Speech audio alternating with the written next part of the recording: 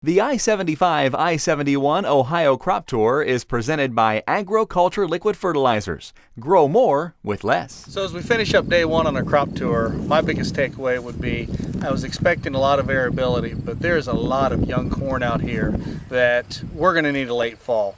We have an early frost. There's a lot of corn in Ohio that had great potential that it's not going to make a lot with an early frost.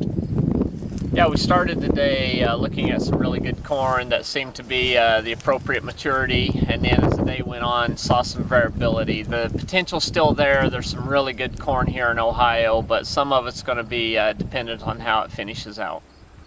Yeah, a lot of it's going to do with the fact that it was such a late spring getting the crop in, and I think these wet conditions are really going to affect the outcome. And I think we're going to really need to see, we're going to need that late fall and a late frost here to get the numbers up where we'd like to see them.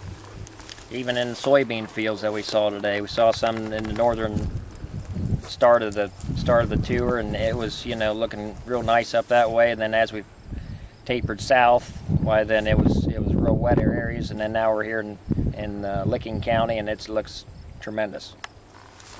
Was somewhat concerned about the amount of nitrogen that we don't have on these cornfields that we normally would see. You know, green corn, we're leaving a lot of bushels out there. We've got a lot of technology today to put nitrogen on late. It just surprised me that there's this many acres out here that are short on N. So as we look to day two, today we started in Medina, ended up in Licking County. Tomorrow we'll start Delaware and end up down in Wilmington. I think we're probably going to see a lot of the same, but probably better corn.